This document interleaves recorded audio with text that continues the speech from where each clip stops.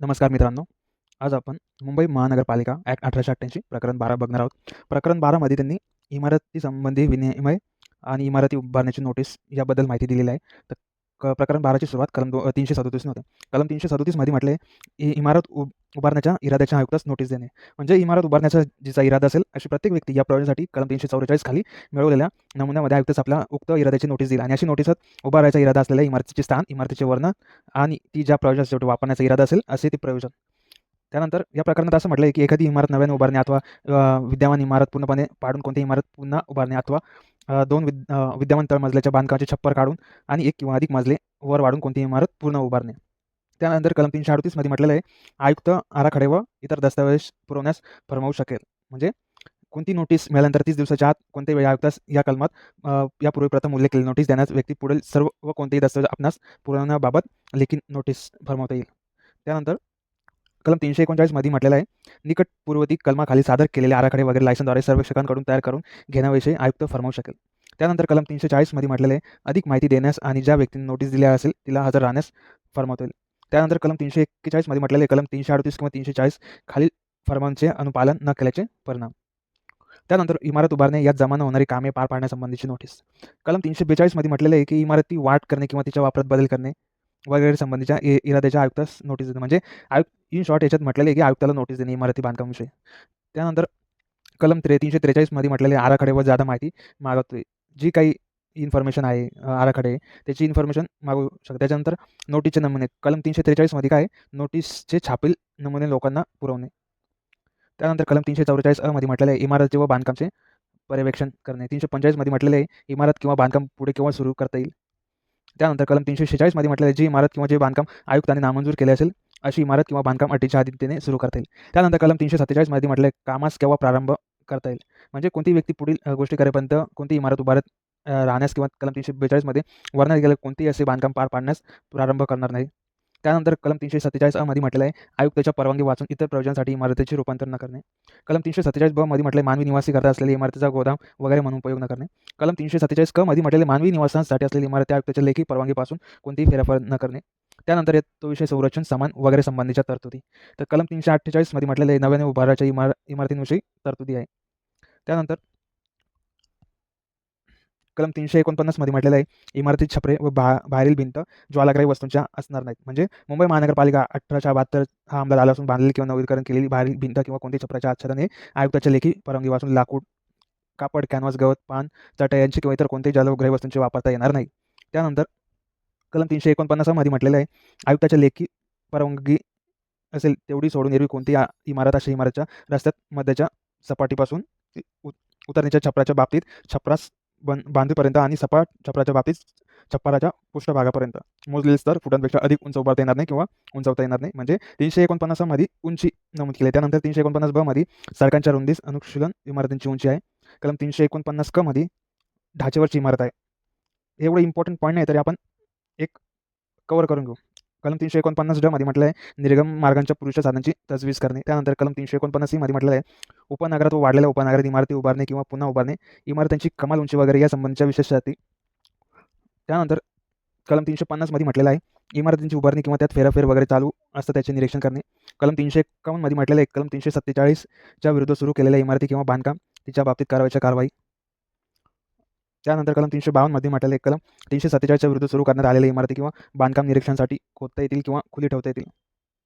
त्यानंतर कलम 352 मध्ये म्हटलेले बांधकाम पाहून टाकण्यासाठी पदनिर्देशित अधिकाऱ्याला संक्षिप्तरित्या चौकशी करण्याचा अधिकार तात्पुरता प्रदान करणे. त्यानंतर कलम 353 मध्ये म्हटले इमारती व बांधकाम यांच्याशी संबंधित असणाऱ्या तरतुदींची अंमलबजावणी. कलम 353 मध्ये म्हटले समाप्ती प्रमाणपत्रे भोगवटा करण्यास किंवा वापरण्यास परवानगी. त्यानंतर कलम 353 ब मध्ये म्हटलेले बांधकाम सुस्थिती प्रमाणपत्र. कलम 354 मध्ये म्हटलेलं आहे, मोडकळीस आल्या किंवा पाण्याचा संभव असलेल्या संरचना वगैरे काढून टाकणे. त्यानंतर कलम 354 मध्ये म्हटलेले अवैधरित्या सुरू करण्यात आलेल्या किंवा पार पाडण्यात आलेल्या इमारतीची उभारणी किंवा इतर बांधकाम थांबवण्याचा पदनिर्देशित अधिकाराचा अधिकार. कलम 354 मध्ये म्हटलेले विशिष्ट वस्ती क्षेत्रात विविध इमारतीचे विनियम म्हणजे विशिष्ट सडका किंवा वस्ती क्षेत्र यामध्ये विवक्षित इतर इमारत वर्गाच्या भविष्यकाळात होणाऱ्या बांधकामाचे विनिमय करण्याचा अधिकार. त्यानंतर कलम 354 ब मध्ये म्हटलेलं आहे, इमारतीची दर्शनी भाग सुस्थिती ठेवणे व तसा राखणे ही मालक किंवा भोगवाटादार यांची जबाबदारी असणे. त्यानंतर कलम 354 क मध्ये म्हटलेले आहे, शहरी सौंदर्याचा सुरेख मिलाप साधण्याबाबत घोषणा करण्याचा आयुक्तांचा अधिकार. कलम 354 ट्रिपल ए मध्ये म्हटलं झोपडपट्टी पुनर्वसन योजना कार्यान्वित करण्यासाठी झोपडपट्टी पुनर्वसन प्राधिकार अधिकार प्रदान करणे. त्यानंतर शहर सुधारणा प्रकरण 12 सुरू होतं, त्याची दिली शहर सुधारणा. तर कलम 354 ब मध्ये म्हटले मंडळाचे हक्क वगैरे महानगरपालिकेकडे हस्तांतरित करणे. कलम 354 क मध्ये म्हटलेलं आयुक्ताचे प्रारूप सुधारणा परियोजना तयार करणे. त्यानंतर कलम 354 क मध्ये उल्लेख केला ज्या क्षेत्रासाठी गृहनिर्माण परियोजना मंजूर झाली असेल त्या क्षेत्राकरता सुधारणा परियोजना नसणे. कलम 354 ड मध्ये म्हटलेलं आयुक्तांनी सादर केलेले प्रारूप परियोजना सुधार समितीने विचार करणे व तिला मान्यता देणे. कलम 354 ई मध्ये म्हटलेले ज्या सुधारण परियोजना कलम 354 क मध्ये निर्दिष्ट अधिसूचित समाविष्ट केलेल्या क्षेत्राचा कोणताही भाग वगळण्यात येईल किंवा कोणत्याही शेतजमीनचा समावेश करता येईल त्या सुधारणा परियोजना जर आयुक्तांच्या मते असा अंतर्भाव करणे किंवा अपवर्जन करणे इष्ट असेल, म्हणजेच प्रारूप सुधारणा परियोजनामध्ये तरतूद करायचा तपशील. त्यानंतर कलम 354 फ मध्ये म्हटलेलं आहे परियोजना तयार करताना कोणत्या गोष्टीकडे लक्ष पूर्ण होतील. कलम 354 ग मध्ये म्हटलं आहे परियोजना पूर्ण झाल्यावर कारवाईची पद्धत. त्यानंतर कलम 354 ह मध्ये म्हटलेलं आहे इमारत बांधण्याची कामे चालू असतील तेव्हा अधिसूचना काढलं संपादन करण्याची मागणी करण्याचा मालकाचा अधिकार. त्यानंतर कलम 354 आय मध्ये म्हटलेल्या अधिसूचनेच्या तारखेपासून 2 वर्ष लोटल्यानंतर महानगरपालिकेने संपादन करण्याची किंवा प्रस्ताव मागे घेण्याची मागणी करण्याचा मालकाचा अधिकार. त्यानंतर कलम 354 ज मध्ये म्हटले नोटिसा प्रसिद्ध केल्यानंतर व बजावल्यानंतर ती परियोजना सुधार समिती मान्यतेसाठी महानगरपालिकेकडे पाठवणे. 354 के मध्ये म्हटलेले महानगरपालिकेने सुधारणा परियोजना विचारात घेणे व ती मान्य करणे किंवा मान्य करणे. 354 ल मध्ये म्हटले परियोजनेस मंजुरी मिळवण्यासाठी आयुक्तांनी राज्य शासनाकडे अर्ज करणे. त्यानंतर 354 म मध्ये म्हटलेले मंजुरी मिळवल्यानंतर संपादन करायच्या जमीनचा तपशील देणारी घोषणा प्रसिद्ध करणे व अशी घोषणा प्रसिद्ध झाल्यावर आयुक्ताला परियोजना अंमलात आणण्यास प्रयुक्त करणे. कलम 354 न मध्ये म्हटले महानगरपालिका जमीन संपादन करण्यास कसूर करेल तर ती मालकास ती जमीन संपादन करण्याबाबत किंवा प्रस्ताव मागे घेण्याबाबत समिती सांगता येईल. त्यानंतर कलम 354 ओ मध्ये म्हटले महानगरपालिकेचा पोलीस निवासस्थानासंबंधी परियोजनेचा तयार करण्याचा अधिकार. 354 पी मध्ये म्हटले परियोजना पूर्ण झाल्यावर अनुसारच्या कार्यपद्धती. कलम 354 खूप मोठा आहे. त्याच्यानंतर 354 क्यू मध्ये म्हटले जमीन महानगरपालिकामध्ये निहित असणे. त्यानंतर कलम 354 र मध्ये म्हटलेलं एखादी क्षेत्र निपटारा क्षेत्र म्हणून घोषित करण्याचा अधिकार. 354 र अ मध्ये म्हटले निपटाराचा आदेश. त्यानंतर कलम 354 र ब म्हटलेले निपटारा क्षेत्राने वाढवलेले किंवा त्याला लागून असलेले जमीन संपादन करणे. कलम 354 र क मध्ये म्हटलेले निपटारा क्षेत्रात किंवा त्याने वाढवलेल्या किंवा त्यास लागून असलेल्या महानगरपालिकेच्या मालकीच्या मालमत्तेच्या संबंधितील तरतुदी. कलम 354 र ड मध्ये म्हटलेले आहे निपटारा क्षेत्रातील जमीन संपादन करणे. त्यानंतर कलम 354 र ई मध्ये म्हटलेले आहे निपटारा क्षेत्राचा विनियोग. कलम 354 र फ मध्ये म्हटलेलं आहे निपटारा क्षेत्रातील जमीन संपादन करणे आवश्यक नसल्याचे आढळून येईल तेव्हा व्यवस्था करणे. त्यानंतर कलम 354 र ग मध्ये म्हटले ज्या जमीनचा पुनर्विकास करण्यात मालकांना कसूर केली असेल अशी निपटारा जमीन संपादन करण्याचा अधिकार. त्यानंतर कलम 354 र मध्ये म्हटलेलं आहे परिवास्तू पाहून टाकण्यात आले असेल तेव्हा पट्टा संपवण्याचा न्यायालयाचा अधिकार. त्यानंतर कलम 354 र आय मध्ये म्हटले एखादे क्षेत्र पुनर्विकास क्षेत्र असल्याचे घोषित करण्याचा अधिकार. त्यानंतर कलम 354 र ज मध्ये म्हटलेलं आहे पुनर्विकास विषयक आराखडा. त्यानंतर कलम 354 र के मध्ये म्हटलेलं आहे पुनर्विकासाच्या प्रयोजनासाठी जमीन संपादन करणे. कलम 354 र ल मध्ये म्हटलेलं आहे कलम 354 र ड, कलम 354 र ग व 354 र के यांखाली संपादन केलेल्या जमिनीवरील मार्ग सुविधिकार वगैरे नष्ट करणे. कलम 354 र म मध्ये म्हटले निवास व्यवस्थेची तरतूद करण्याची पद्धत. कलम 354 र न मध्ये म्हटलेले निवास व्यवस्थेसाठी जमीन संपादन करण्याचा आयुक्ताचा अधिकार. कलम 354 र मध्ये म्हटलेले निवास व्यवस्थेसाठी जमीन संपादन करण्याची पद्धत. कलम 354 र प मध्ये म्हटले निवास व्यवस्थेसाठी संपादन केलेल्या विनियोग केलेल्या जमिनीची व्यवस्था लावण्याचा अधिकार. त्यानंतर कलम 354 र क्यू मध्ये म्हटलेले निवास व्यवस्थेची तरतूद करण्यासंबंधीचा पूरक अधिकार. त्यानंतर कलम 354 स मध्ये म्हटलेले कराराहून अन्यथा जमीन संपादन करण्याच्या बाबतीत भूमी संपादन अधिनियम कोर्टवर लागू होईल. 354 स मध्ये म्हटलेले आहे विवक्षित प्रकरणात विशेष न्यायाधीन करण्याचा निर्णय करणे. त्यानंतर कलम 354 ट मध्ये म्हटले भरपाई संबंधित विशेष तरतुदी. कलम 354 यू मध्ये म्हटले जिल्हाधिकाऱ्याने निवाडा दिल्यानंतर कब्जा घेणे व ती जमीन महानगरपालिकेकडे हस्तांतर करणे. त्यानंतर 354 यू अ मध्ये म्हटलेलं आहे निपटारा क्षेत्रात व पुनर्विकास क्षेत्रात सुधार आकार करण्यासाठी शर्ती. कलम 354 यू ब मध्ये म्हटलं आहे आकाराची परिगणना करण्याची पद्धत. कलम 354 यू क मध्ये म्हटलं आहे आकार निर्धारित करण्याची कार्यपद्धत. कलम 354 व्ही मध्ये म्हटलेलं आहे विवक्षित जमीन परत मिळाल्यानंतर महानगरपालिका द्यायची भरपाई. सन 1954 मुंबई नियम क्रमांक 34 कलम 21 वगळण्यात आला. कलम 354 डब्ल्यू मध्ये म्हटलं इमारतीच्या प्रयोजनासाठी कर्ज देण्याचा अधिकार. कलम 354 डब्ल्यू मध्ये म्हटलं निवासी व्यवस्था वाढ करण्याच्या प्रयोजनासाठी कर्ज देण्याचा आयुक्ताचा अधिकार. त्यानंतर कलम 354 डब्ल्यू ब मध्ये म्हटलं गृहनिर्माण अधिसंघाचे प्रवर्तन करण्याचा व त्यांना सहाय्य करण्याचा आयुक्ताचा अधिकार. कलम 354 डब्ल्यू ब मध्ये म्हटले महानगरपालिका अधिकारी व कर्मचाऱ्यांना घरांसाठी कर्ज देण्याचा आयुक्ताचा अधिकार. त्यानंतर कलम 354 क मध्ये म्हटलेले विवक्षित जमीन परत मिळाल्यानंतर महानगरपालिकेस द्यायची भरपाई. त्यानंतर कलम 354 क्ष मध्ये म्हटलेलं आहे राज्य शासनाने द्यायची रक्कम. इथे आपला कलम 354 एंड होतो. सगळ्यात मोठा कलम आहे 354, लक्षात ठेवा. त्याच्यानंतर आता प्रकरण 13 सुरू होते. तर प्रकरण 13ची सुरुवात कलम 355 पासून होते. 355 मध्ये म्हटले सर्वेक्षकांना व नळ कारागिरांना लायसन देणे. 356 मध्ये म्हटले लायसनदार व सर्वेक्षक व नळ कारागिरांच्या मार्गदर्शनासाठी विनय विहित करता येतील. कलम 357 मध्ये म्हटले लायसन्सदार नळ कारागिरांची फी व आकार स्थायी समितीमध्ये विहित करणे. कलम 358 मध्ये म्हटले लायसनदार नळ कारागिरांवर योग्य रीतीने काम पार पाडण्यास बंद नसते. त्यानंतर प्रकरण 14 सुरू होते. प्रकरण 14 मध्ये काय, महानगरपालिका अग्निशामक पथक. लक्षात ठेवा, जर 14 जर समोर आलं प्रकरण 14 तर तिथं कलम 359 पासून सुरू होतं आणि अग्निशामकचा रोल इथं इम्पॉर्टंट आहे. कलम 359 मध्ये म्हटलं आहे अग्निशामक कर्मचारी व आवश्यक त्या अग्नीचे बंब वगैरे ठेवणे. कलम 360 मध्ये म्हटलेलं आहे अग्निशामक पथकासाठी विनिमय करण्याचा अधिकार. कलम 361 मध्ये म्हटलेलं आहे अग्निशामक पथकाच्या मुख्य अधिकाराने आगीच्या जागेचे वापरायचे अधिकार. त्यानंतर कलम 362 मध्ये म्हटले पोलीस व महानगरपालिका अधिकारी व कर्मचारी यांनी अग्निशामक पथकास सहाय्य करणे. कलम 363 मध्ये म्हटलेलं अग्निशामक पथकाकडून झालेले नुकसान हे आगीमुळे झालेले नुकसान आहे असे मानणे.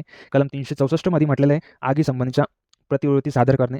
त्यानंतर कलम 15 मध्ये म्हटलेलं आहे स्वच्छताविषयी तरतुदी. आता कलम 14 आपण अग्निशामक विषय बघितला. आता कलम 15 मध्ये काय स्वच्छतेविषयीच्या बाबी, तर ते आपण बघू. कलम 365 मध्ये म्हटले रस्ते स्वच्छ करणे व कचरा काढून नेणे यासाठी आयुक्ताने तरतूद करणे. त्यानंतर कलम 366 मध्ये म्हटलेले केर कचरा वगैरे महानगरपालिकेची मालमत्ता असणे. कलम 367 मध्ये म्हटलेलं आहे केर कचरा वगैरे टाकण्यासाठी कुंड आगारे व जागांची तरतूद व ती नेमून देणे. त्यानंतर कलम 368 मध्ये म्हटलेले मालकांचे व भोगवटादारांचे धूळ वगैरे गोळा करणे व ती टाकण्यासंबंधीचे कर्तव्य. कलम 369 मध्ये म्हटलेले मलमूत्र व प्रदूषित पदार्थ गोळा करणे वगैरे यासाठी आयुक्तास तरतूद करायला. कलम 370 मध्ये म्हटलेलं आहे मलमूत्र व प्रदूषित पदार्थ गोळा करणे व काढून नेणे याबाबत भोगवटादाराने किंवा तरतूद करायची. कलम 371 मध्ये म्हटलेलं आयुक्ताच्या परवानगी वाचून विवक्षित बाबतीत हल्लेखोरांची कर्तव्य खाजगी व्यक्तींना पाडता येणार नाहीत. त्यानंतर कलम 372 मध्ये म्हटलेले कचरा वगैरे काढून टाकण्यास अबाध्य असताना तसे करण्यात कसूर करण्यास मनाई. कलम 368 खालील वेळी अंमलात असलेल्या जाहीर किंवा लेखी नोटीस फॉर्मवर आलेल्या गोष्टींचे पालन करून नव्हे तर अन्य कोणती धूळ राख कचरा किंवा कोणते मलमूत्र किंवा प्रदूषित पदार्थ नेणार नाही किंवा कोणतेही मलमूत्र किंवा प्रदूषित पदार्थ वाहून नेण्यासाठी ज्या वाहनातील किंवा पात्रातील आतील पदार्थ भाग सांडण्यास किंवा त्यापासून दुर्गंधीपासून प्रतिबंध करण्यासाठी योग्य असे आच्छादन नसेल असे कोणतेही वाहन किंवा पात्र वापरणार नाही.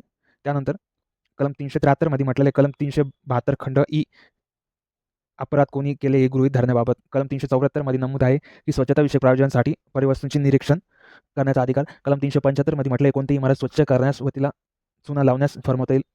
कलम 375 अ मध्ये म्हटलेलं आहे कोणत्याही परिवस्तू इमारतीचे सामान काढून नेण्यास फरमवता येईल. कलम 376 मध्ये म्हटलेलं आहे सोडून दिलेल्या किंवा भोगवट्यात नसलेल्या परिवस्तू. कलम 377 मध्ये म्हटलेलं दुर्लक्षित परिवस्तू. त्यानंतर कलम 377 अ मध्ये म्हटलेलं आहे सदोष छपरापासून होणारा उपद्रव. 378 कलम मध्ये म्हटलेलं मानवी निवासास अयोग्य अशा इमारती किंवा इमारतीतील खोल्या. 378 मध्ये म्हटलेलं आहे अस्वच्छ इमारतींची दुरुस्ती करण्यास फरमावण्याचा अधिकार. कलम 378 ब मध्ये म्हटलेला अस्वच्छ इमारती पाडण्याचा आदेश देण्याचा अधिकार. त्यानंतर कलम 378 क मध्ये म्हटलेला इमारत पाडून टाकण्याचा आदेश देण्यात आला असेल तेव्हा अनुसराची कार्यपद्धती. कलम 378 ड मध्ये म्हटलेला इमारतीची योग्यता निर्धार करण्याचा विनिमय. 378 ई मध्ये म्हटलेला अडथळा आणणारी इमारत पाडून टाकण्याचा आदेश देण्याचा अधिकार.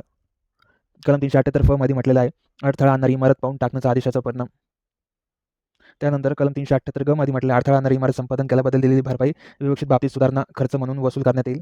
कलम 378 ह मध्ये म्हटले इमारत पाडण्याच्या आदेशाविरुद्ध अपील. कलम 378 आय मध्ये म्हटले ज्यांच्या मागील बाजू एकमेकास लागू असलेल्या अशा इमारतीस मनाई. कलम 379 मध्ये म्हटलेलं आहे निवासाचे विवरण मागण्यास आयुक्ताचा अधिकार. कलम 379 मध्ये म्हटले अतिगर्दी असलेल्या राहण्याच्या जागा. कलम 380 मध्ये म्हटलं स्वच्छ झोपड्या व छपऱ्या. कलम 381 मध्ये म्हटलं उपद्रवकारक असल्याची डबकी वगैरे बुजवणे. त्यानंतर कलम 381 मध्ये म्हटलेले नवीन विहीर वगैरेच परवानगी. कलम 381 ब मध्ये म्हटले कोणत्याही जमिनीवरील साचलेल्या पाण्यात डासांची पैदास होऊ न देणे. त्यानंतर कलम 382 मध्ये म्हटलेलं आहे धोकादायक असे दगड खाणकाम बंद करता येईल. कलम 383 मध्ये म्हटलेले झाडे झोडपे कुंपणे काढून टाकणे व छाटणे. त्यानंतर कलम 384 मध्ये म्हटले जनावरे पाळण्यास मनाई. कलम 384 मध्ये म्हटले राहत्या घरामध्ये जनावरे बांधण्यास किंवा धान्य साठवून ठेवण्यास मनाई करता येईल. कलम 385 मध्ये म्हटले जनावरांची मडी हलवणे. कलम 386 मध्ये म्हटलेलं आहे आयुक्ताने सार्वजनिक स्थानाच्या जागा वगैरे निश्चित करणे. त्यानंतर कलम 387 मध्ये नमूद केलं आहे की सार्वजनिक स्थानाच्या जागा वगैरे याच्यात वापरासमची विनिमय करणे. कलम 388 मध्ये म्हटलं आदेश किंवा विनिमय या समची स्नान किंवा वगैरे यास मनाई. त्यानंतर कलम 389 मध्ये म्हटलं आहे प्राणीज किंवा इतर पदार्थ वगैरे पाण्यात बुडवून आणि दूषित करण्यास मनाई. कलम 390 मध्ये म्हटले आयुक्ताच्या परवानगी वाचून कारखाना वगैरे नव्याने स्थापन न करणे. कलम 391 मध्ये म्हटलं आहे मूर्तिमाता किंवा वस्तू निर्मितीचा वापर येणाऱ्या भट्ट्यामधील धूर त्यातच नाश पावलेल्या अशा वस्तू करणे. कलम 392 मध्ये म्हटलं आहे कारखाने वगैरेच्या संबंधाचे विनिमय. त्यानंतर कलम 393 मध्ये म्हटलं आयुक्ताच्या परवानगी वाचून वापराची शिटी किंवा वापराची तुतारी वापरण्यास मनाई. कलम 394 मध्ये म्हटले लायसन वाचून विकसित माल किंवा जनावरे न ठेवण्यात विवक्षित उद्यम प्रक्रिया व काम चालू ठेवण्यात धोका किंवा उपद्रव होऊ नये म्हणून अभिग्रह व नष्ट वगैरे केल्या जाण्यास पात्र असलेल्या विवक्षित वस्तू. त्यानंतर कलम 394 मध्ये म्हटलेलं आहे विवक्षित परिवस्तूंमध्ये किंवा क्षेत्रामध्ये धोकादायक स्वरूपाच्या विवक्षित वस्तू ठेवण्यास मनाई करण्याचा अधिकार. कलम 395 मध्ये म्हटलेलं आहे रासायनिक द्रव्य वगैरे योग्य पाणी दूषित करण्यास मनाई. कलम 396 मध्ये म्हटले ज्या वस्तूत लायसन असलेल्या वस्तू ठेवण्यात आल्या असतील किंवा ज्या ठिकाणी उद्यम प्रक्रिया किंवा काम चालत येत असेल किंवा जेथे मनाई केलेल्या वस्तू ठेवण्यात आलेल्या असतील अशा परिवस्तूंचे निरीक्षण वगैरे करण्याचा अधिकार. कलम 397 मध्ये म्हटलेलं आहे परिटांनी कपडे धुण्याच्या बाबतीत विनिमय करणे. कलम 398 मध्ये म्हटलेलं आहे महानगरपालिका बाजार व कत्तलखाने कशास म्हणावे. कलम 399 मध्ये म्हटलेलं आहे नवीन महानगरपालिका बाजार व कत्तलखान्यांची तरतूद. कलम 400 मध्ये म्हटले महानगरपालिका बाजार व कत्तलखाने बंद करता येतील. त्यानंतर कलम 401 मध्ये म्हटलेलं आयुक्तांनी दिलेलं लायसन वाचून महानगरपालिका बाजार विक्री करण्यास मनाई. कलम 402 मध्ये म्हटले नवीन खासगी बाजार उघडणे. कलम 403 मध्ये दिलेल्या लायसन वाचून खासगी बाजार उघडणे न ठेवणे आणि कोणती जागा कत्तलखाना म्हणून न वापरणे किंवा वापरण्यास परवानगी न देणे. त्यानंतर कलम 404 मध्ये म्हटले अनधिकृत खासगी बाजार विक्री करण्यास मनाई. कलम 405 मध्ये म्हटले खासगी बाजाराच्या इमारती व कत्तलखान्यात योग्यरित्या फरसबंदी करण्यात व नाल्या बांधण्यास परवानगीबाबत तरतूद. कलम 406 मध्ये म्हटलेलं आहे बाजार व कत्तलखाने यांच्याकरता विनिमय तयार करणे. कलम 407 मध्ये म्हटलेलं आहे महानगरपालिका बाजार व कत्तलखाने यांवर विक्री केंद्र आकार भाडे व फी बसवणे. कलम 407 मध्ये म्हटले कोणतीही महानगरपालिका कत्तलखान्यातून बाजारातून किंवा परिवस्तूतून जिवंत गुरे मेंढ्या बकरे किंवा डुकरे काढून नेणे. कलम 408 मध्ये म्हटले विनिमय आणि विक्री केंद्र आकार भाडे यांच्यात तक्ता बाजार आणि कत्तलखान्यात प्रशिष्ट करणे. कलम 409 मध्ये म्हटले उपविधीचे किंवा विनिमयाचे उल्लंघन करणाऱ्या व्यक्तींना निरपित करण्याचा अधिकार. त्यानंतर कलम 410 मध्ये म्हटलेलं आहे बाजाराखेरीज इतरत्र जनावरे वगैरे विकण्यास किंवा पुरवण्यास मनाई. कलम 411 मध्ये म्हटले खाटी व जनावरचे मांस विकणाऱ्या किंवा पुरवणाऱ्या व्यक्तींना लायसन देणे. कलम 412 मध्ये म्हटलेले परवानगी वाचून मुंबईत गुरे वगैरेची आयात करण्यास मनाई. कलम 412 मध्ये म्हटले दूध वगैरेंचा व्यापार करण्यासाठी लायसन आवश्यक असणे. कलम 413 मध्ये म्हटलेलं या अधिनियमाच्या तरतुदीचे उल्लंघन करून ज्या कोणत्याही जागेत जनावरची कत्तल करण्यात येत असल्यास तो मांसाची विक्री करण्यात येत असल्यास संशयास्पद अशा जागेत आयुक्तास प्रवेश करता येईल. कलम 414 मध्ये म्हटले मानवी आहारासाठी विक्रीस मांडण्यात आलेल्या पदार्थांचे निरीक्षण करण्याकरता आयुक्तांनी तरतूद करणे. कलम 415 मध्ये म्हटले अहितकारक पदार्थ वगैरेचे अभिग्रहण करणे. कलम 416 मध्ये म्हटले कलम 415 खाली अभिग्रहण केलेल्या नाशवंत पदार्थांची विल्हेवाट लावणे. त्यानंतर कलम 417 मध्ये म्हटले कलम 415 खाली अधिग्रहण केलेली जनावरे व नाशवंत नसलेले पदार्थ यांची विल्हेवाट लावणे. कलम 417 मध्ये म्हटलेले कोणताही पदार्थ तसा नसताना तो तसा आहे असे दर्शनासाठी शास्त्री सन 1928 मुंबई अधिनियम क्रमांक 10 कलम 15 अन्वये निरसित. कलम 417 ब मध्ये म्हटले रोगट सडलेले किंवा अहितकारक किंवा मानवी आहार योग्य खाद्यपदार्थ जवळ बाळगणे शास्ती. कलम 417 क मध्ये म्हटले समज काढण्याबाबतीत अर्ज वाजवी अवधीत करण्यास न आल्यास तो नाकारणे. त्यानंतर कलम 418 मध्ये म्हटलेलं आहे वजने आणि मापे स्थानिक प्रमाण तरतूद करणे सन 1992 मुंबई अधिनियम क्रमांक 15 अन्वये निरसित. कलम 419 मध्ये म्हटले सन 1932 मुंबई अधिनियम क्रमांक 15 अन्वये निरसित. कलम 420 मध्ये म्हटले सन 1932 मुंबई अधिनियम क्रमांक 15 अन्वये निरसित ज्या प्राण्यासंबंधी तरतूद करण्यात आली असेल ती वजने आणि मापे स्वीकारणे. त्यानंतर कलम 421 मध्ये म्हटलेले घातक रोग किंवा कारण माहीत असं सतत येणारा ताप अस्तित्व असल्याची माहिती देणे. कलम 422 मध्ये म्हटलं घातक रोगाच्या फैलावास प्रतिबंध करण्यासाठी कोणत्याही जागेचे कोणत्याही वेळी निरीक्षण करता येईल. कलम 423 मध्ये म्हटले ज्यामुळे घातक रोग होण्याचा संभव असेल असे पाणी पिण्याकरता वापरण्यास मनाई. त्यानंतर कलम 424 मध्ये म्हटले रुग्णालयात नेण्याबाबत आयुक्त आदेश देऊ शकेल. 425 मध्ये नमूद केलेली इमारती व इतर रोगजंतू रहित करणे. कलम 426 मध्ये म्हटलं आवश्यक तेव्हा झोपड्या व छपऱ्या नष्ट करणे. कलम 426 मध्ये म्हटले आड गिराईक कपडे व विस्तार यांची आयुक्ताला माहिती न देता त्यांचे निरीक्षण करून न घेता मुंबईत न आणणे. कलम 427 मध्ये म्हटले रोगजंतू दूषित वस्तू धुण्यासाठी सुद्धा रोगजंतू रहित करण्यासाठी जागेची तरतूद करता येईल. त्यानंतर कलम 428 मध्ये म्हटले घातक रोग झालेल्या व्यक्तींना सार्वजनिक वाहन तसेच जागो कळवल्यापासून प्रवेश न देणे. कलम 429 मध्ये म्हटले रुग्णांना नेण्यासाठी वाहनांची तरतूद. कलम 430 मध्ये म्हटले घातक रोग झालेल्या व्यक्तींना सार्वजनिक वाहनातून नेण्यासंबंधी तरतुदी. कलम 431 मध्ये म्हटले घातक रोग झालेल्या व्यक्ती ज्या सार्वजनिक वाहनातून नेले असेल ते वाहन रोगजंतुरहित करणे. त्यानंतर कलम 432 मध्ये म्हटले रोगजंतू दूषित वस्तू आधी रोगजंतुरहित केल्या वाचून न पाठवणे वगैरे. कलम 433 मध्ये म्हटले रोगजंतू दूषित इमारती प्रथम रोगजंतुरहित केल्या वाचून भाडे न देणे. कलम 434 मध्ये म्हटले कोणत्याही घातक रोगाचा प्रादुर्भाव झाल्यास आयुक्तास विशेष उपाययोजना करता येतील. कलम 435 मध्ये म्हटले प्रेतांची विल्हेवाट लावण्यासाठी असलेल्या जागांची नोंदणी. कलम 436 मध्ये म्हटले प्रेतांची विल्हेवाट लावण्यासाठी नवीन जागाची तरतूद करणे. त्यानंतर कलम 437 मध्ये म्हटले आयुक्तांच्या परवानगी वाचून प्रेतांची विल्हेवाट लावण्यासाठी नव्या जागा उघडता येणार नाही. कलम 438 मध्ये नमूद केले राज्य शासन प्रेताची विल्हेवाट लावण्यासाठी असलेली कोणतीही जागा बंद करण्याचा निर्देश देऊ शकेल.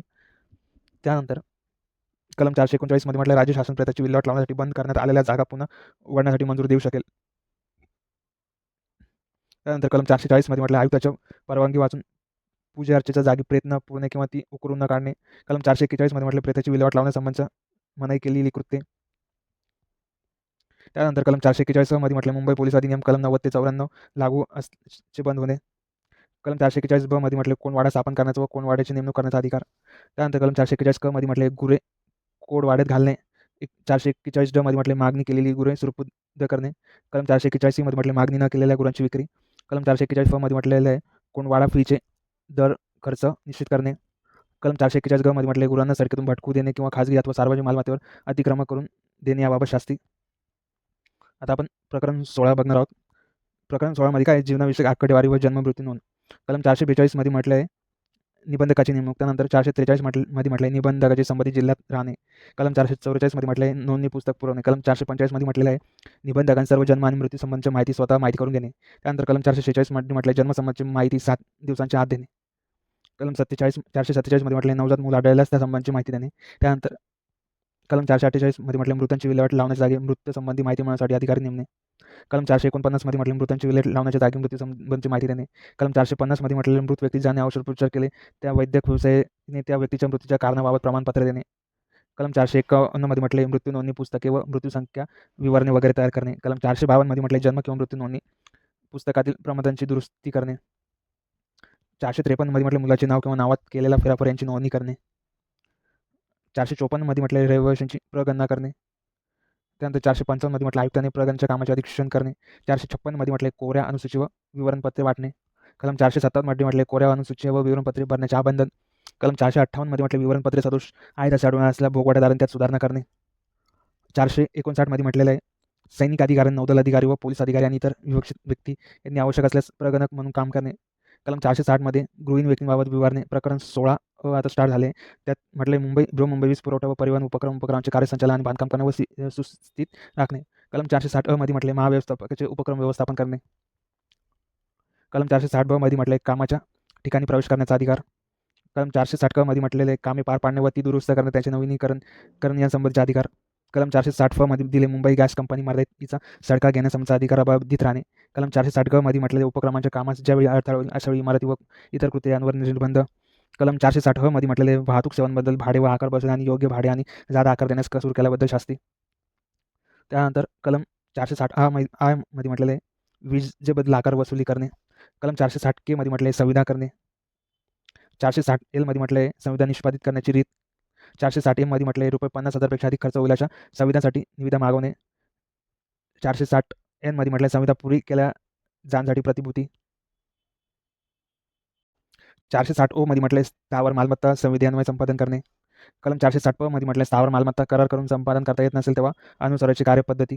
कलम 460 क्यू मध्ये म्हटले महानगरपालिका मालमत्तेची विल्हेवाट करण्यासंबंधीच्या तरतुदी. त्यानंतर कलम 460 र मध्ये म्हटले महाव्यवस्थापन तयार करायच्या आणि बृहन्मुंबई वीज पुरवठा व परिवहन समितीने मंजूर करायच्या स्थायी व अधिकाऱ्यांच्या व कर्मचाऱ्यांची अनुसूची. कलम 460 मध्ये म्हटले स्थायी अधिकाऱ्यांच्या व कर्मचाऱ्यांची नेमणूक निर्बंध. 460 मध्ये अस्थायी पद निर्माण करणे. कलम 460 यू मध्ये म्हटले नेमणूक करण्याचा अधिकार कोणामध्ये निहित असणे. कलम 460 व्ही मध्ये म्हटले बृहन्मुंबई वीज पुरवठा व परिवहन समिती सेवा विनियम तयार करणे. कलम 460 डब्ल्यू मध्ये म्हटले निलंबन करण्याचा, शिक्षा करण्याचा व बडतर्फ करण्याचा अधिकार कोणामध्ये निहित असेल अनुसूचितची परवानगी. कलम 460 एक्स मध्ये म्हटले अनुसूचितची परवानगी. कलम 460 य मध्ये म्हटले हंगामी नेमणुका. कलम 460 ज मध्ये म्हटले बृहन्मुंबई वीज पुरवठा व परिवहन निधीची रचना. कलम 460 अ मध्ये म्हटले बृहन्मुंबई वीज पुरवठा व परिवहन निधीच्या खाती जमा करायच्या सर्व रक्कम महाव्यवस्थाने स्वीकारणे व त्या बँकेत जमा करणे. कलम 460 ब मध्ये म्हटले बृहन्मुंबई वीज पुरवठा व परिवहन निधी रक्कम कशा काढाव्यात. कलम 460 क मध्ये म्हटले सोयीचे असेल तेव्हा बृहन्मुंबई वीज पुरवठा व परिवहन निधीचा भाग मुंबई बाहेरील बँकेत किंवा अभिकरणाकडे ठेवणे. कलम 460 ड मध्ये म्हटलेले फक्त अर्थसंकल्पानुसार समाविष्ट असलेल्या रकमाचा बृहन्मुंबई वीज पुरवठा व परिवहन निधीतून खर्च करणे. कलम 460 ई मध्ये म्हटलेलं आहे बृहन्मुंबई वीज पुरवठा व परिवहन निधीच्या खात्यात काढलेल्या धनकर्षांची तपासणी बृहन्मुंबई वीज पुरवठा व परिवहन उपक्रमांच्या अधिकाऱ्यांनी करणे. कलम 460 फ मध्ये म्हटलेल्या अर्थसंकल्पानुसार समाविष्ट नसलेली रक्कम कलम 460 ड पोट कलम 1च्या परंतु खाली खंड क किंवा ड खाली खर्च करण्यात आले असेल तेव्हाची कार्यपद्धत. कलम 460 ग मध्ये ज्या प्रयोजनासाठी बृहन्मुंबई वीज पुरवठा व परिवहन निधीचे उपयोजन करायची ती प्रयोजने. कलम 460 ह मध्ये दिले बृहन्मुंबई वीज पुरवठा व परिवहन कर्मचारी वर्ग हितकारी निधी स्थापन करणे. कलम 460 आय मध्ये दिली इतर विशेष निधी. कलम 460 ज मध्ये म्हटलेले अधिवेशन रकमाची गुंतवणूक. कलम 460 के मध्ये म्हटलेले बृहन्मुंबई महानगरपालिका निधीला द्यायची निश्चित वार्षिक रक्कम. कलम 460 ल मध्ये म्हटलं महसूलच्या आधी विशेष रकमेची विल्हेवाट करणे. कलम 460 म मध्ये म्हटलं बृहमुंबई वीज पुरवठा व परिवहन उपक्रमांची लेखे. कलम 460 न मध्ये म्हटले वार्षिक परिषद अहवाल व लेखा विवरण तयार करणे. कलम 460 ओ मध्ये म्हटले सडकांवरील रहदारीचे विनिमय करण्याचा पोलिसांचा अधिकार. कलम 460 प मध्ये म्हटले ज्या सडकांवर ट्राम मार्ग टाकण्यात आले असतील त्याचा वापर करण्याचा लोकांचा हक्क. कलम 461 मध्ये म्हटले बृहमुंबई वीज पुरवठा व परिवहन उपक्रमांच्या प्रयोजनकरिता उपविधी.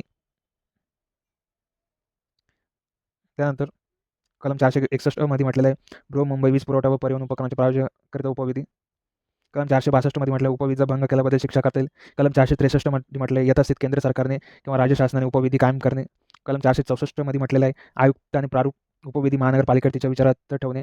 465 मध्ये म्हटले प्रस्तावित उपविधींवर घेतलेला आक्षेप महानगरपालिकेने ऐकून घेणे. कलम 466 मध्ये म्हटले प्रस्तावित उपविधी लोकांना निरीक्षण करता खुले असणे. कलम 467 मध्ये म्हटलेले केंद्र सरकारने किंवा राज्य शासनाने कायम केलेले उपविधी शासकीय राजपात्र प्रसिद्ध करणे. कलम 468 मध्ये म्हटलेलं आहे उपविधींची छापील प्रत विक्रीस ठेवणे. कलम 469 मध्ये म्हटलेले उपविधी प्रदर्शित करण्याकरता असलेले फलक निरीक्षणासाठी खुले असणे मात्र त्यांची हानी होऊ न देणे. कलम 469 मध्ये म्हटले कलम 461 खालील उपविधींना कलम 466, 68 व 469 लागू. कलम 470 मध्ये म्हटले तसेच केंद्र सरकारला किंवा शासनाला उपविधी निरस्थित करता येतील. त्यानंतर प्रकरण 18 सुरू होते. प्रकरण 18 मध्ये आहे शास्ती. प्रकरण 18 471 पासून सुरू होतं. 471 कलम काय दंडाची शिक्षा होण्याजोगे विवक्षित अपराध. हे सगळे अपराध आणि त्याचे दंड दिलेले आहेत. एकदा तुम्ही पाहून घ्या कोणता दंड आहे, कलम काय, किती किती हजारचा दंड आहे त्यावर.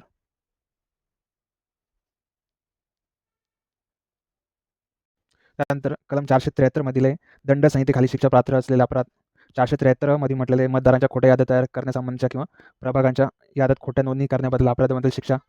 कलम 474 मध्ये म्हटलेले महानगरपालिकेशी केलेली संविधा वगैरे हिस्सा किंवा हितसंबंध संपादन करण्याबद्दल शिक्षा. 474 मध्ये म्हटलेलं आहे प्रकरण 5 खालील अधिकारांच्या कायदेशीर वापरास अडथळा केल्याबद्दल शास्ती. कलम 475 मध्ये म्हटलेले कलम 267 विरुद्ध केलेल्या अपराधाबद्दल शिक्षा. कलम 475 मध्ये म्हटलेले कलम 347 विरुद्ध असे काम सुरू केल्याबद्दल शिक्षा.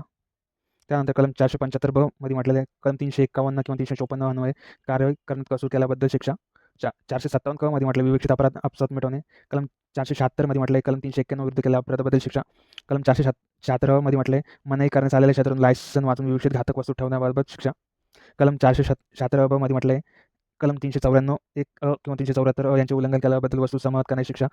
त्यानंतर 76 अ कलम मध्ये म्हटले बृहमुंबई बाहेर कोणती जागा लायसन वाचून कत्तलखाना म्हणून वापरल्याबद्दल किंवा वापरण्यास परवानगी दिल्याबद्दल शिक्षा.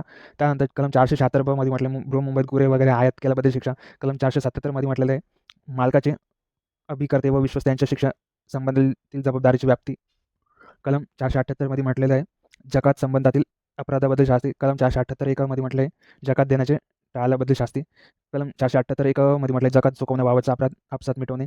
कलम 478 1 ब मध्ये म्हटले जकात नियमाचा भंग केल्याबद्दल शास्त्री.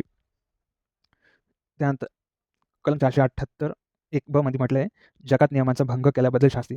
आता प्रकरण 19 सुरू होते. त्यात दिलं आहे कार्यपद्धती आणि लायसन आहे. तर त्याची सुरुवात कलम 479 पासून सुरुवात होते. कलम 479 मध्ये म्हटलं लायसन व लेखी परवानगी यादी ज्या शर्तींवर वगैरे देण्यात आली असेल त्या शर्ती निर्दिष्ट करणे. त्यानंतर कलम 480 मध्ये म्हटलं सार्वजनिक नोटा कशा प्रसिद्ध कराव्यात. कलम 481 मध्ये जाहिराती कशा प्रसिद्ध कराव्यात. कलम 482 मध्ये म्हटले आयुक्त महाव्यवस्थापक यांची संमती इत्यादी ते सही केलेल्या लेखी दस्तावेज सिद्ध करता येईल. कलम 483 मध्ये म्हटलं नोटीस वगैरे कोणी बजावणी किंवा सादर करणे. कलम 484 मध्ये म्हटलं परिवस्तूंच्या मालकांवर व इतर व्यक्तींवर नोटीस कशी बजवायची. कलम 485 मध्ये म्हटलं परिवस्तू मालकांवर किंवा भोगवाटादारावर नोटीस कशी बजवायची. कलम 485 मध्ये म्हटलेले परिवस्तू मालकी संबंधी माहिती मागवण्याचा आयुक्ताचा अधिकार. कलम 486 मध्ये म्हटले शेवटी 4 कलम दंडाने काढलेला समन्स लागू नसणे. कलम 486 अ मध्ये म्हटले कराची बिले डाकेने बजावणे. कलम 487 मध्ये म्हटलेले नोटिसा वगैरेंवर सहीचा शिक्का मारता येईल. कलम 488 मध्ये म्हटलं आयुक्तास वगैरे निरीक्षण किंवा सर्वेक्षण करण्याकरता किंवा आवश्यक कामे पार करण्याकरता कोणत्याही परवास्तू प्रवेश करण्याचा अधिकार. कलम 488 मध्ये म्हटलं आयुक्तास अविवक्षित प्रकरणी व्यक्तींना विनासोपस्कर निष्कासित करू शकेल. कलम 489 मध्ये म्हटले जी कामे पार पाडण्याची कोणत्या व्यक्तीस फरमावली असेल ती कामे विवक्षित प्रकरणी अशा व्यक्तीस परिवहन आयुक्तास पार पाडता येईल. कलम 490 मध्ये म्हटलेलं आहे आयुक्ताला कलम 314, 15, 54, 354 व 380 या खाली सामान वगैरे काढून नेण्यासंबंधी आलेल्या खर्चाची वसुली. कलम 391 मध्ये म्हटलेलं आहे या अधिनियमाखाली वसूल योग्य असलेल्या खर्च मागणीवरून देय असणे आणि मागणीवरून तो न दिल्यास तो मालमत्ता कराच्या थकबाकीप्रमाणे वसूल करता येईल. कलम 492 मध्ये म्हटलं आहे कसूरदार हा ज्या परिवस्तूच्या समान खर्च देणे असेल त्या परिवस्तूचा मालक असणे तर भोगवाटा तर देखील तो खर्च देण्यास दायी असेल.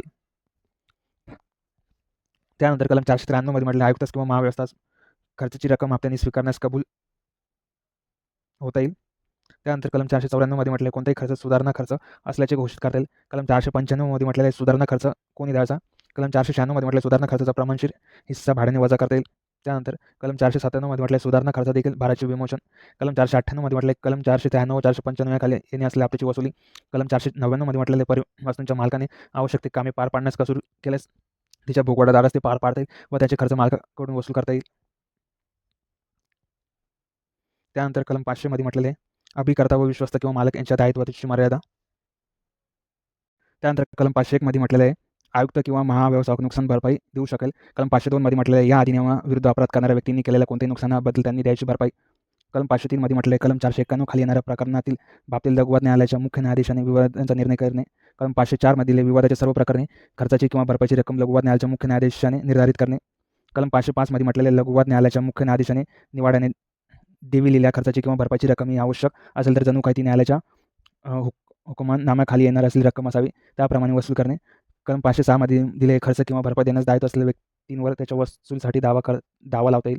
त्यानंतर कलम 507 मध्ये म्हटलेला आहे इमारतीचे किंवा जमिनीच्या मालकाचे अधिनियमाच्या कोणत्याही तरतुदींच्या अनुपालनाच्या कामी तिचा जो भोगवटा प्रतिबंध करेल त्या भोगवटेदाराविरुद्ध अशा मालकास करता येईल असा इलाज. कलम 508 मध्ये म्हटले साक्षीदारांना समन्स पाठवण्याचा व दस्तावेज हजर करण्याचा सक्ती करण्याचा अधिकार. 509 कलम मध्ये म्हटलेले लघुवाद न्यायालयाच्या मुख्य न्यायाधीश पुढील कारवाई बाबतीत द्यायची फी. त्यानंतर कलम 510 मध्ये म्हटले फी देण्याबाबतीत गरीब व्यक्तींना माफी. कलम 511 मध्ये म्हटले सुनावणीपूर्वी तरतूद झाली असता निम्मी फी परत देणे. कलम 512 मध्ये म्हटले विवेचित आकार प्रायोजित करण्याचा आणि नियम करण्याचा लघुवाद न्यायालयाचा मुख्य न्यायाधीश प्राधिकार. कलम 513 मध्ये म्हटलेले अपराधाची दखल घेणे. त्यानंतर कलम 513 मध्ये म्हटले इलाका शहर दंड अधिकाऱ्याची नेमणूक. त्यानंतर कलम 514 मध्ये म्हटलेले या अधिनियमाखाली शिक्षा पात्र असलेल्या अपराधा संबंधीच्या तक्रारी ज्या मुदत मर्यादित स्वीकारण्यात येतील ती मुदत मर्यादा. कलम 515 मध्ये म्हटलेले उपद्रवासंबंधीची तक्रार. त्यानंतर कलम 515 मध्ये म्हटलेले या अधिनियम खालील दंड व इतर शिक्षा या संबंधात विशेष तरतूद. कलम 516 मध्ये म्हटलेले या अधिनियम विरुद्ध अपराध करणाऱ्या व्यक्तीस विवक्षित बाबतीत पोलीस अधिकारी अटक करू शकतील. कलम 516 ट्रिपल मध्ये म्हटले कलम 313 आणि 313 ब या खाली अपराध दखली व जामीनयोग्य असणे. त्यानंतर कलम 316 डबल मध्ये म्हटले कलम 394 या खाली अपराधी दखल दाखल असते आणि कलम 394 पोट कलम खंड अ या 1 आणि कलम 394 या अपराधा जामीनयोग्य नसतील. त्यानंतर कलम 516 मध्ये म्हटले कलम 403 1 ब किंवा क खालील अपराध दखली असणे. कलम 516 ब मध्ये म्हटलेला आहे कलम 465 व 475 ब यांखालील अपराध दखल पात्र व जमानत योग्य असणे. त्यानंतर कलम 517 मध्ये म्हटले दिवाणी व फौजदारी कारवाई दाखल करणे वगैरे या संबंधी असलेल्या तरतुदी आणि विधिविषयक सल्ला देणे. त्यानंतर कलम 518 मध्ये आता इथून प्रकरण 20 सुरू आले. प्रकरण 20 मध्ये 20ची स्टार्ट कलम 518 पासून सुरू होते. तर यामध्ये काय येतं नियंत्रण. तर कलम 518 मध्ये म्हटले कोणत्याही महानगरपालिका प्राधिकाराने कर्तव्य पार पाडण्यात कसूर केल्यास ती पार पाडण्याची तरतूद करण्याचा शासनाचा अधिकार. कलम 519 मध्ये म्हटलेले विहार जलद व्यवस्थेची दुरुस्ती वगैरे करण्याचा राज्य शासनाला अधिकार. त्यानंतर कलम 520 मध्ये म्हटलेले कलम 518 व 519 या खाली अंमलात आलेल्या उपाययोजनांचा खर्च कसा वसूल करावा. कलम 520 मध्ये म्हटले पाण्याच्या टंचाईमुळे उद्भवणाऱ्या निकडीच्या प्रसंगी महानगरपालिकेस निधी देण्याचा राज्य शासनाचा अधिकार. त्यानंतर कलम 520 ब मध्ये म्हटलेलं आहे विवेचित प्रकरणांमध्ये महानगरपालिकेच्या किंवा इतर प्राधिकरणाचा कोणताही ठराव किंवा आदेश इत्यादी निलंबित करण्याचा विखंडित करण्याचा राज्य शासनाचा अधिकार. त्यानंतर कलम 520 क मध्ये म्हटले राज्य शासनाचा अनुदेश किंवा निर्देश देण्याचा अधिकार. कलम 520 क मध्ये म्हटले शंका दूर करणे. कलम 520 ड मध्ये म्हटले महानगरपालिका विसर्जित करण्याचा अधिकार. कलम 520 ई मध्ये म्हटले विसर्जनाचे परिणाम. कलम 520 फ मध्ये म्हटलेलं आहे विसर्जनानंतर महानगरपालिकेचे पुनर्रचना. आता आपला शेवटचं प्रकरण म्हणजे प्रकरण 21ची सुरुवात झाली आहे. तर प्रकरण 21 कलम 521 पासून स्टार्ट होतं. तर कलम 521 मध्ये काय म्हटलेलं आहे पालिका सदस्य वगैरे लोकसेवक आहेत असे मानावे. कलम 521 अ मध्ये म्हटले पूर्व मंजुरी देण्याचा राज्य शासनाचा अधिकार. त्यानंतर कलम 522 मध्ये म्हटले पोलिसांचे सहकार्य. कलम 522 अ मध्ये म्हटले उपनगरातील किंवा वाढवलेल्या उपनगरातील जमीनचे भाडे वसूल करण्यासाठी सहाय्य. कलम 523 मध्ये म्हटले अवधी संगणित करणे. त्यानंतर कलम 524 मध्ये म्हटलेलं आहे अंतर मोजणे म्हणजे या अधिनियमात नमूद केल्यानंतर ही शेती समांतर सरळ रेषेत मोजली जातील. कलम 525 मध्ये म्हटलेले निर्धारण वगैरे करण्यास उपचार दोष घडल्यास किंवा प्रमाद घडल्यास त्यामुळे अशी निर्धारे वगैरे विधी आग्रह ठरतात असे न मानणे. कलम 526 मध्ये म्हटलेले कामकाज अभिलेख वगैरे मधून उतारे मागवण्याचा राज्य शासनाचा अधिकार. त्यानंतर कलम 527 मध्ये म्हटले या अधिनियमाखाली कृती करणाऱ्या व्यक्तीचे दाव्यांपासून संरक्षण. कलम 527 अ मध्ये म्हटलेले मुंबई जमीन महसूल संहिता 1879च्या विवक्षित तरतुदीबाबत व्यावृत्ती. इथे आपला बृहन्मुंबई महानगरपालिका ॲक्ट 1888 समाप्त होतो. धन्यवाद.